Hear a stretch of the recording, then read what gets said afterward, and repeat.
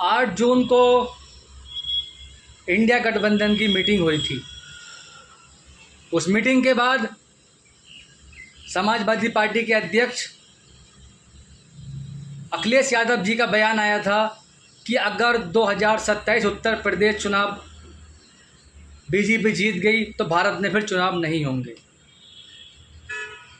और राहुल गांधी जी का बयान आया था कि भारत के हर एक बड़े संस्थान पर बीजेपी का कब्जा है, हर एक बड़ी एजेंसी पर, चाहे वो सीबीआई हो, ईडी हो, या हाई कोर्ट हो, या पुलिस प्रशासन हो, जो भी बड़े विभाग हैं सब पर बीजेपी का कब्जा है।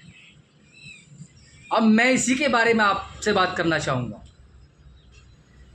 तो जय हिंद साथियों, आज का यही हमारा टॉपिक है।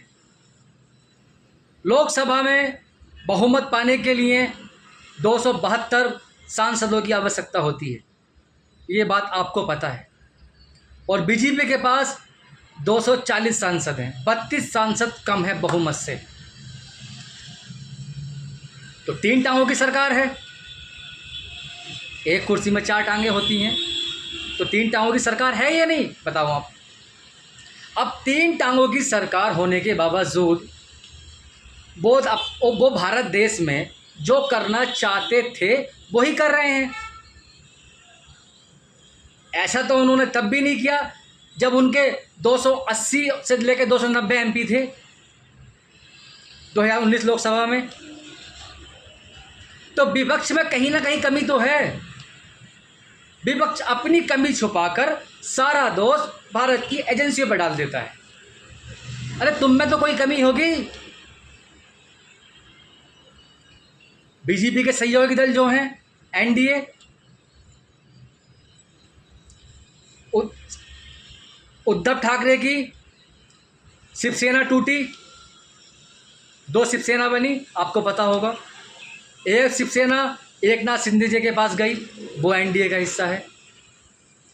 एनसीपी टूटी, उसका 2 भागों में डिवाइड हुई, एक हिस्सा एनडीए की ओर है।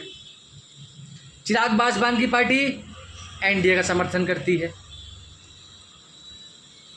चंद्रबाबू नायडू जी की पार्टी एनडीए का समर्थन करती है। जेडीयू नीतीश जी की पार्टी एनडीए का समर्थन करती है। तो इन सब पार्टियों से मिलकर तो एनडीए बना, गठबंधन की सरकार बनी। अब तो बीजेपी फुल बहुमत से नहीं है जो अपनी मनमानी कर सके। तो ये सारी पार्टियां जब चाहेंगी वही तो होगा देश में। तो विपक्ष आरोप लगाता है कि एजेंसियों पे। तो तुम में तो कहीं कमियां हैं, अपनी कमी तो ढूंढो पहले कि तुम कहाँ कमी कर रहे हो, या तुम में कोई कमी नहीं है।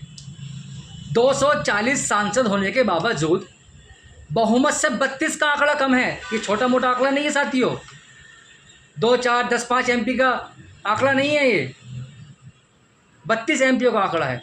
और उसके बाद भी आरोप लग रहा है कि बीजेपी सांसद तोड़ रही है। बताओ, 3 टांगों की कुर्सी पे बैठे हैं फिर भी सांसद तोड़ रहे हैं। तो तुम में कोई ना कोई कमी तो है।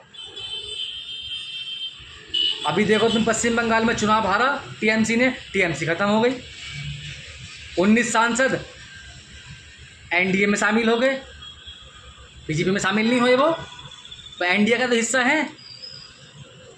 अब खबर आ रही है उद्धव ठाकरे की शिवसेना में 9 एमपी हैं, जिसमें 6 टूट चुके हैं।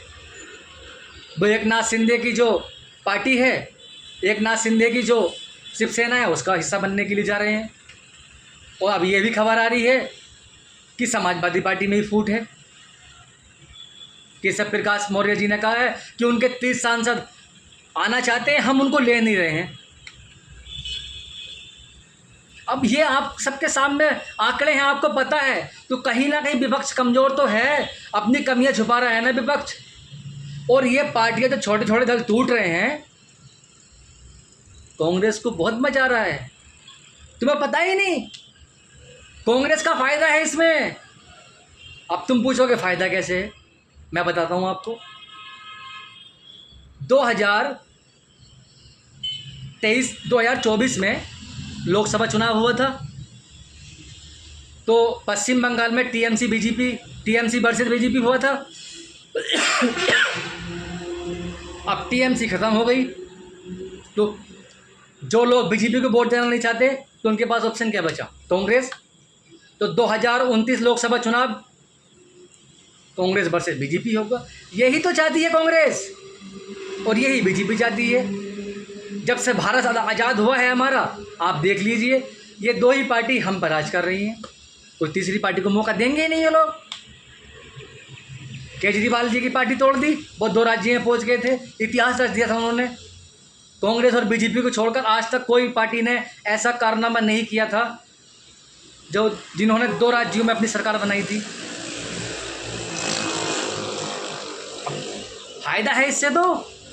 अब एक शिवसेना बची है महाराष्ट्र में और एक बीजेपी है, और तीसरा कौन सा दल खड़ा होगा उनके सामने? अब कांग्रेस मजबूत होगी, इसमें तो कांग्रेस का फायदा है। आप समझ ही नहीं रहे हो राजनीति को। कांग्रेस का फायदा है इसमें।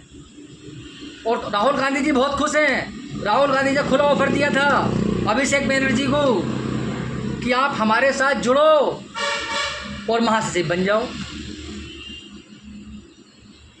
न्यूज़ चैनल वाले ये चीज़ नहीं दिखाएंगे आपको, ये चीज़ें आपको इन्फ्लुएंसर के जरिए पता चलेगी, क्योंकि ये सब बिके हुए हैं। तो विपक्ष कमज़ोर है, अपनी कमियां दिखाते नहीं हैं। चुनाव हारते हैं, एजेंसियों में फोड़ देते हैं। चुनाव जीतते हैं तो ईवीएम का मुद्दा नहीं आता।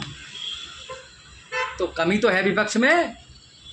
240 सांसद के बावजूद बीजेपी देश में जो करना चाह रही थी वो कर रही है, और उनके सहयोगी दल उनको सपोर्ट कर रहे हैं। तो क्यों कर रहे हैं भाई? वो सारे सहयोगी दल इंडिया गठबंधन में आ जाए तो सरकार गिर जाएगी, इंडिया गठबंधन की सरकार बन जाएगी। जब आप इतने मजबूत हो ही नहीं तो वो आपके साथ आए क्यों? तो सोचो, मतदान करने से पहले एक बार सोचो। मैं हमेशा ये कहूँगा, मतदान संविधान का सबसे अच्छा अधिकार है, सबसे अच्छे अधिकारों में से एक है। तो मतदान सोच समझ कर करो। पहले सोचो समझो, फिर मशीन का बटन दबाओ कि हम अपना वोट दे किसे रहें। तो जय हिंद, वंदे मातरम, हिंदुस्तान जिंदाबाद, भारत माता की जय।